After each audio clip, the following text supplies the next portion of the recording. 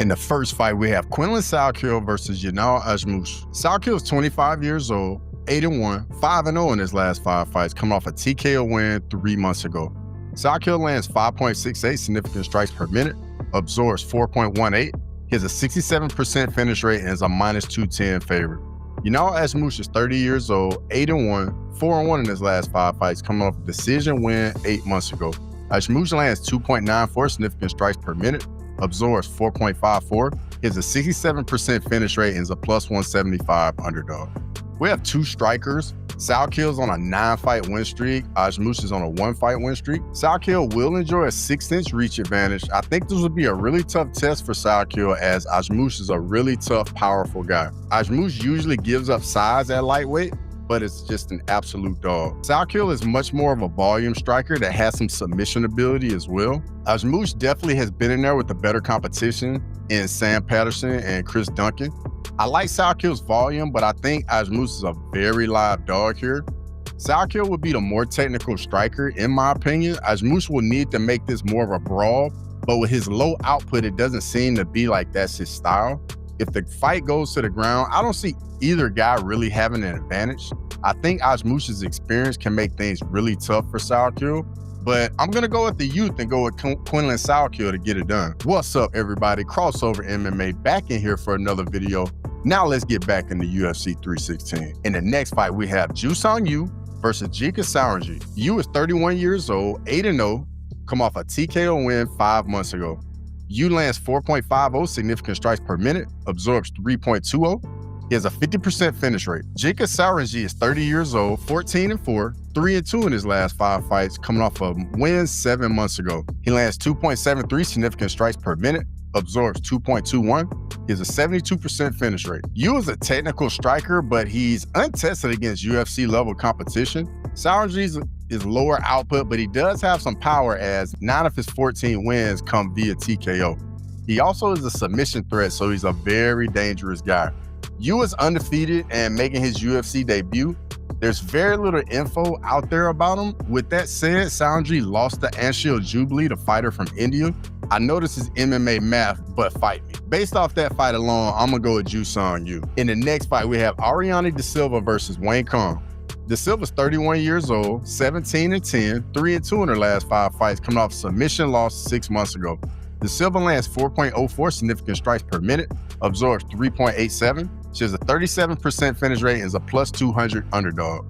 Wang is 33 years old, 7-1, 4-1 in her last 5 fights, coming off a win 7 months ago. Wang lands 6.38 significant strikes per minute, absorbs 1.86. She has a 50% finish rate and is a -250 favorite. This fight should be a decent striker's delight right here. Both ladies will try to keep this fight on the feet and let it fly. Wang has shown she has one-punch KO power in the UFC and also has fast kicks. De Silva mixes her strikes well. I think she'll have to increase her output a bit. Wang's feints and output can be tough for her to deal with, especially since De Silva isn't a big grappling threat. De Silva's on a 2-fight skid and could possibly be fighting to stay in the UFC. I think De Silva will need to time Wang's attacks and look to counter, possibly snatch up a submission when it's least expected. Wang will need to avoid a brawl and just use her feints, her jabs, and the 1-2s right down the pike to get the job done. I'm gonna go with Wang. I think she gets it done on the feet here. In the next fight, we have Khaos Williams versus Andreas Gustafsson. Khaos Williams is 31 years old, 15-4, 3-2 in his last 5 fights, coming off submission loss 3 months ago. He lands 5.36 significant strikes per minute, absorbs 5.19, has a 47% finish rate. Gustafsson's 34 years old, 11-2, 4-1 in his last 5 fights. He lands 4.56 significant strikes per minute, absorbs 3.12. He's coming off a TKO win 9 months ago. Gustafsson will be making his UFC debut off of Dana White's Contender Series. This is a short notice addition to the card, as both guys' opponents fell out in the past 2 weeks. Khaos Williams is a brawler with big power in his hands. Gustafsson is an aggressive fighter looking to get in his opponent's face and make it dirty. Both men are finishers and looking to do damage. Gustafsson is very strong in the clinch, lands good shots inside as well. Khaos Williams like to land big overhands and hooks. Williams will also enjoy a 3-inch reach advantage. I think this will be an explosive matchup. We can get a finish regardless who wins. I think Khaos Williams gets it done here. I don't think Gustafsson is technical enough of a striker to avoid those big shots from Khaos Williams. In the next fight, we have Serghei Spivac versus Waldo Cortes Acosta. Serghei Spivac is 30 years old, 17-5, 3-2 in his last 5 fights, coming off a loss 8 months ago. He lands 3.49 significant strikes per minute, absorbs 3.77. He has a 68% finish rate and is a -130 favorite. Waldo Cortes Acosta is 33 years old, 13-1, 4-1 in his last 5 fights, coming off a win 7 months ago. He lands 5.76 significant strikes per minute, absorbs 3.47. He has a 50% finish rate and is a +110 underdog. This is a classic striker versus grappler matchup. Spivac's game is one extreme or the other. He's completely out of his element on the feet and superb in the grappling. Cortes Acosta is a striker with decent power and decent takedown defense at heavyweight at 67%. Cortes Acosta brutally finished Ryan Spann in his last fight and is on a 4-fight win streak. He is 6-1 since joining the UFC. Spivac has only lost to the top guys at heavyweight, that being Jailton Almeida, Cyril Gane, and Tom Aspinall. This would be a real test for Cortes Acosta, and the game plan is simple. Keep the fight on the feet and piece up Serghei Spivac on the feet. On the flip side, for Spivac, it's get the fight to the ground as soon as possible and avoid exchanges at all costs. Which style prevails? This is a tough one, but I'm going to go with the grappler Serghei Spivac. I think one takedown is all he needs, and he can get that from the clinch, a single leg, or a double leg. If Cortes Acosta manages to keep this fight on the feet, I think he'll finish Spivac. In the next fight, we have Azamat Murzakanov versus Brendson Ribeiro. Murzakanov is 36 years old, 14-0, come off a TKO win 9 months ago. Murzakanov lands 4.72 significant strikes per minute, absorbs 2.9, is a 79% finish rate, and is a -520 favorite. Brendson Ribeiro is 28 years old, 17-7, 3-2 in his last 5 fights, coming off a submission win 2 months ago. He lands 3.34 significant strikes per minute, absorbs 3.72. He has a 67% finish rate and is a +390 underdog. In this matchup, we have 2 powerful strikers. Ribeiro will enjoy a 9-inch reach advantage. With that type of reach difference, this could be a real issue for Murzakanov. Both men are on streaks. Ribeiro is on a 2-fight win streak, and Murzakanov is undefeated. 2025 has been the year of fighters losing their oath, so we'll see if that continues here or if Murzakanov changes things up. Murzakanov is an explosive southpaw striker, doesn't really look the part, but has power in his hands and his kicks. Ribeiro has been fighting much smarter since getting finished by Zhang Yang and using his reach to more effect. I don't think we're going to see much grappling in this matchup. If we do, I think Ribeiro will be the one to initiate it. Murzakanov only has a 65% takedown defense, so that might be the path to victory for Ribeiro. I really think Ribeiro's reach is going to give Murzakanov some problems early, but I think Murzakanov will look to use his kicks more in this fight. If Ribeiro uses some lateral movement and his jab to keep Murzakanov at range, I think he can get it done on the scorecards. Ultimately, though, I'm going with Azamat Murzakanov. I think he'll find a way to land that big shot and hurt Ribeiro, but I will say Ribeiro's a very live dog here if he fights smart. In the next fight, we have Bruno Silva versus Joshua Van. Bruno Silva's 35 years old, 14-6-2, 4-1 in his last 5 fights, come off a TKO loss 5 months ago. Silva lands 3.54 significant strikes per minute, absorbs 4.08, has a 45% finish rate, and is a +130 underdog.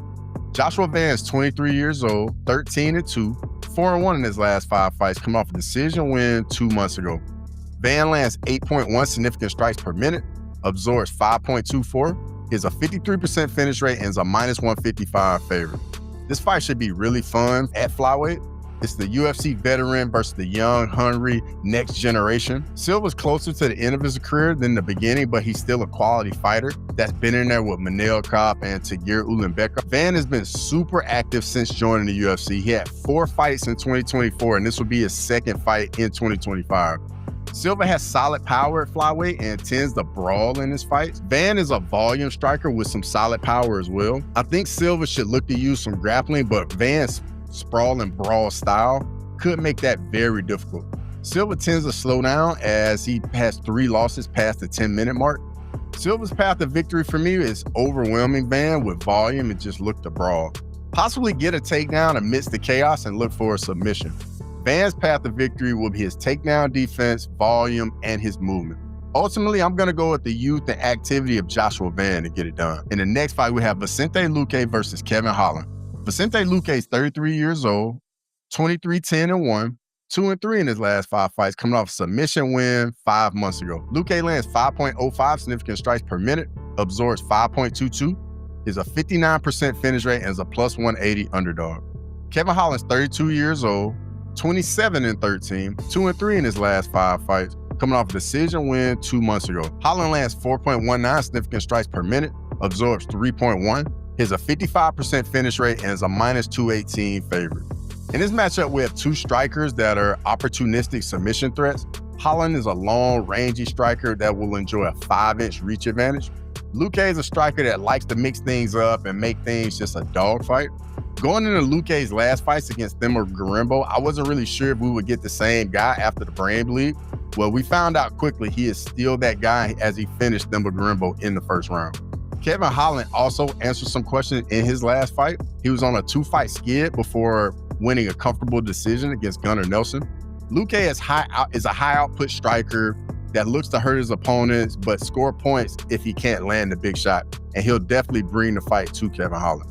Holland is a technical striker with good long-range attacks. He has had trouble landing at times, and with his output, he can get frustrated if he faces some adversity in his fights. In the grappling, Luque is very dangerous with anacondas, guillotines, and dart chokes. Holland doesn't really look to land takedown, but he can get stuck on his back once he is on the ground. That was kind of like his MO and his Achilles heel up at middleweight, but down at welterweight, he seems to do a better job of scrambling and getting back to his feet. Luque's path to victory for me will be to get inside, land big, and to hurt Holland and potentially look for a sub. Holland's path to victory for me will be to keep the fight on the feet at all costs, land that big right straight, look to do big damage. I'm going to go out Kevin Holland to get it done. He's let me down in fights before, but he looked like a new guy in his last fight. In the next fight, we have Mario Batista versus Patchy Mix.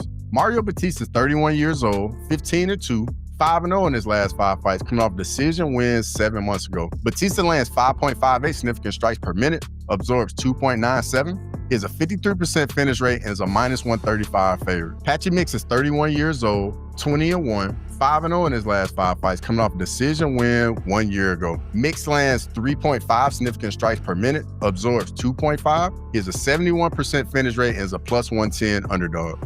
In this matchup, we have a volume striker in Mario Batista versus a technical low-output striker in Patchy Mix. I think in the striking, Batista's volume would get him ahead and make it a tough night for Patchy Mix. Mix will enjoy a 3-inch reach advantage, but Mix is an elite-level Brazilian Jiu-Jitsu practitioner, and Batista can be exploited there. He was submitted via armbar against Corey Sandhagen in 2019.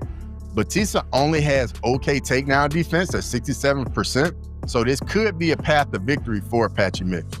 Both men are on 7-fight win streaks. Batista will need to use his volume strike and keep the fight on the feet at all costs. Mix will need to get the fight to the ground and look for a submission, or he's gonna have to increase his output because Batista's pace and volume can get away from him. On the feet, Mix's reach could make this fight a lot tougher for Batista, but there's no real power threat, so I'm gonna go with Mario Batista. I think his output and the volume will get him ahead in the striking, just on the numbers, but Mix would be very dangerous for the entire fight, and especially if the fight goes to the ground. In the next fight, we have Kelvin Gastelum versus Joe Pyfer. Kelvin Gastelum's 33 years old, 20-9, 2-3 in his last 5 fights, coming off decision win 11 months ago. Kelvin Gastelum lands 3.74 significant strikes per minute, absorbs 3.48, is a 41% finish rate, and is a plus 310 underdog. Joe Pyfer's 28 years old, 13-3, 4-1 in his last 5 fights, coming off a TKO win 11 months ago. Joe Pyfer lands 3.72 significant strikes per minute, absorbs 3.48, is a 75% finish rate, and is a minus 395 favorite. This is a rebooking for their matchup at UFC Mexico City, where Pyfer got food poisoning and subsequently talked trash on an entire country. I doubt he has any Mexican fans now. In this matchup, we have 2 strikers. Pyfer will enjoy a 4-inch reach advantage. Both guys are primarily boxers, but Pyfer has really big power in his hands. Gastelum has never been knocked out, but isn't afraid to take some damage, and his head is a big target that is there to be hit. Gastelum has been in the UFC since 2013, has taken a lot of damage on the way. In this matchup, I think we're going to get a slugfest where both men are trying to KO the other guy. I think Gastelum will try to get inside to land and try and exit without getting hit. I don't think he really wants to stay in the pocket with Pyfer. Also, I think Pyfer relies a bit too much on landing that one big shot instead of stringing combinations together. Gastelum can definitely use what Jack Hermanson did and just frustrate Joe Pyfer did when he beat him. If Pyfer can't land that one big shot, the danger level drops pretty quickly.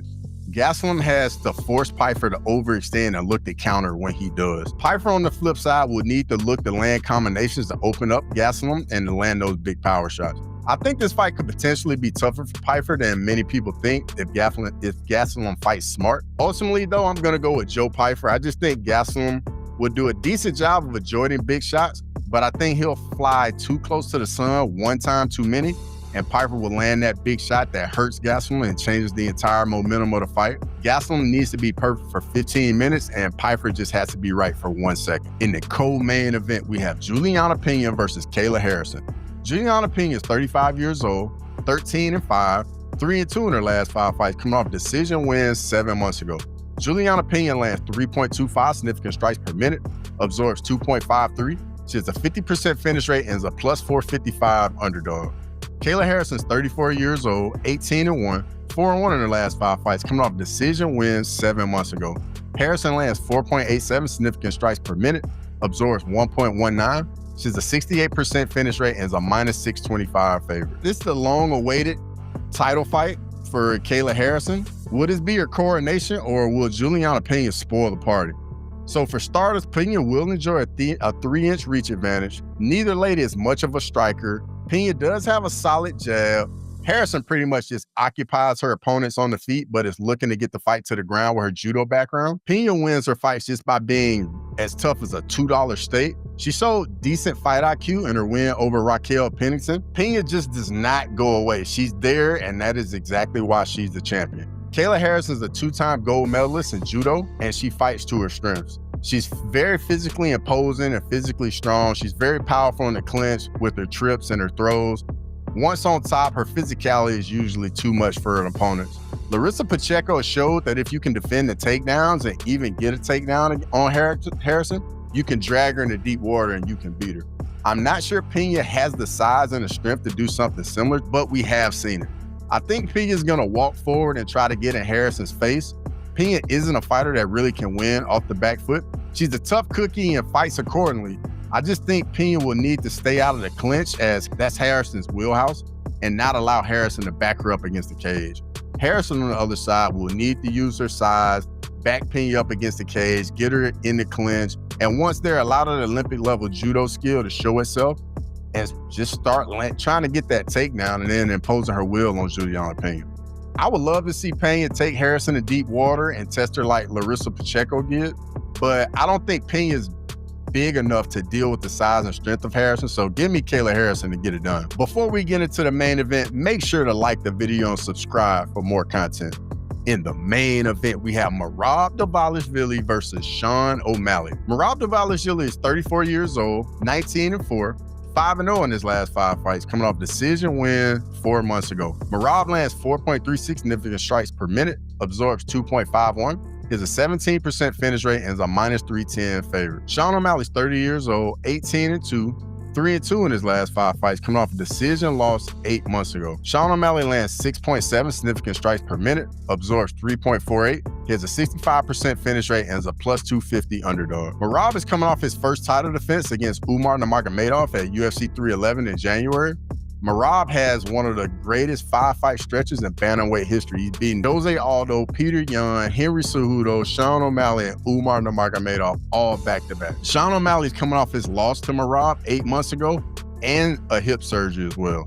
This is the classic striker versus grappler matchup. In the first fight, we saw Merab use a little different strategy. Instead of marching forward and imposing his will and his pace, Merab laid back and allowed O'Malley to be the one to initiate the exchanges. And every time O'Malley would engage, Merab would just shoot underneath and get a takedown very easily. This was the first time we really saw Merab not be the aggressive fighter marching forward. I think this style and approach really made O'Malley throw his game plan out the window. Merab has the best cardio in UFC history, in my opinion, even better than the EPO version of TJ Dillashaw. One elite trait is his cardio. He doesn't have elite striking, he doesn't have elite wrestling, and he doesn't have elite submission ability. Merab fights his opponent's will. He pushes guys to their limit to see if they can hold up. And then when he gets you to that level of fatigue, it's really a gut check. And as the saying goes, fatigue makes cowards of us all. Once Merab gets guys fatigued, that's really when he imposes his will. He just breaks guys. O'Malley, on the other hand, is a long, rangy, technical striker with great footwork and feints. This guy has a vast array of punches, knees, kicks, and he also has one-punch KO power in a weight class where it's pretty rare. O'Malley will enjoy a 4-inch reach advantage. In the first matchup, Merab won a convincing unanimous decision, but in the 5th round, O'Malley did hurt Merab with a teep to the body. I think O'Malley would try to make a more concerted effort to getting after Merab's body to see if he can hurt him or zap some of that cardio. Merab has gotten caught on the chin and gotten rocked badly in a few fights, but his will and his chin hold up enough for him to survive. Think of the Marlon Moraes fight, the Henry Cejudo fight. I think in order for O'Malley to win, he'll have to do a better job of keeping Merab at range, whether that's teeps to the body, jabs to the body, or 1-2s right down the pipe. For Merab, the game plan is simple. Use your pace and cardio to wear O'Malley down. Be careful when shooting the takedowns and don't get caught in the pocket with O'Malley. I think O'Malley has a puncher's chance of clipping Merab on the feet and hurting him to the body again. So for the main event, I'm gonna go with Merab Dvalishvili to get it done. If you made it this far in the video, I really appreciate it. Let me know what you think down in the comments. You know I love it when you guys chime in. Questions, comments, thoughts, and your feedback is always welcome. And as always, until next time.